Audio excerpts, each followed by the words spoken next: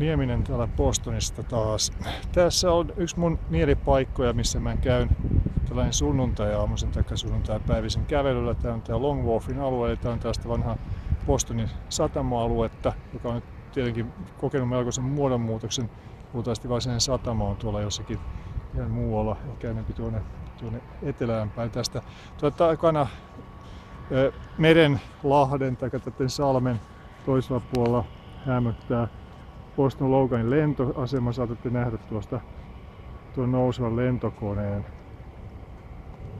joka sieltä nyt tosiaan on tuonne ylös etelään päin nousemassa.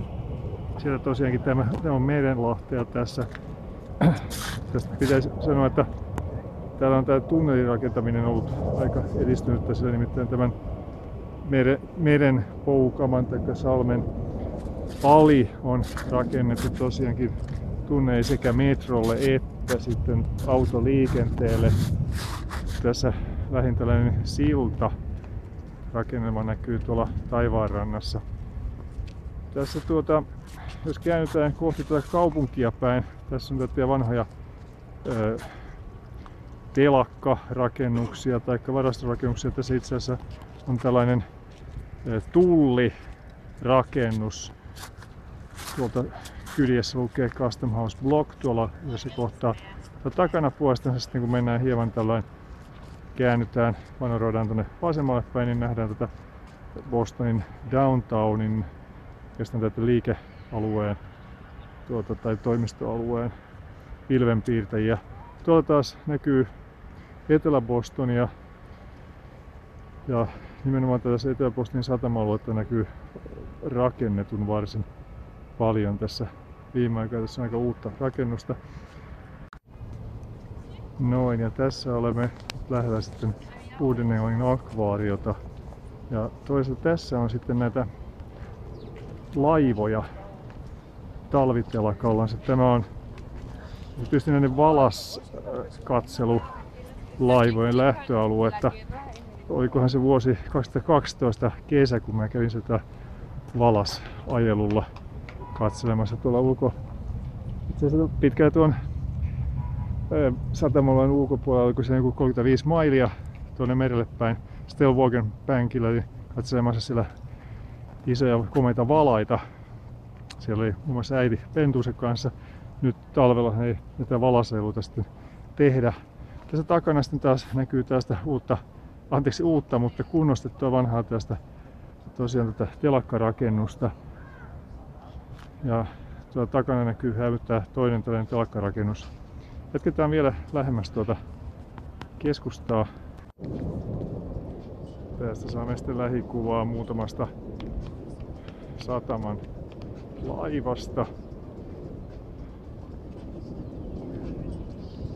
Näistä eivät välttämättä kaikki ole menossa alas. On sitten myöskin näette tuolla takana Salem Ferry, joka sitten tekee risteitä tuonne Salemin pikkukaupunki, joka on täältä hieman pohjoiseen päin. Tästä hienosta torniparista otamme muutaman askeleen tuonne kohti Atlantic Avenueta.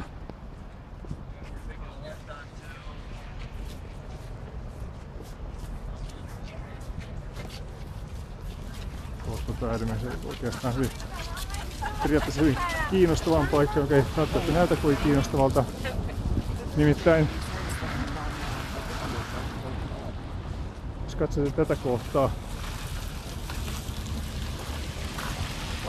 nappia.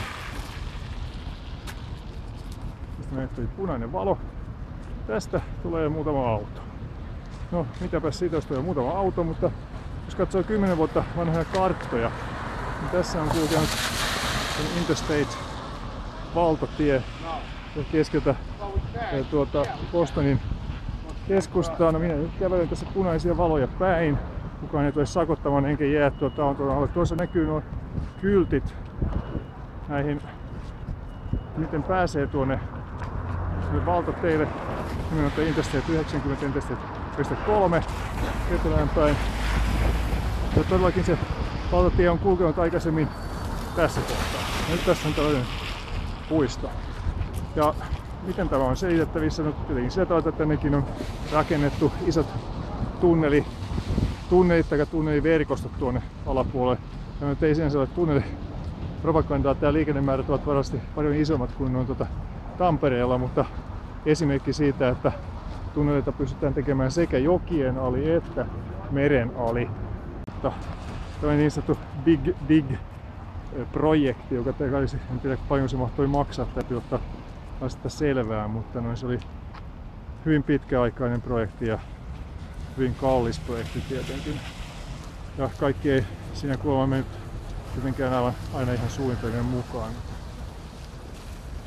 Täältä Bostonin waterfrontilta Nieminen päättää videoraporttinsa taas täältä tähän.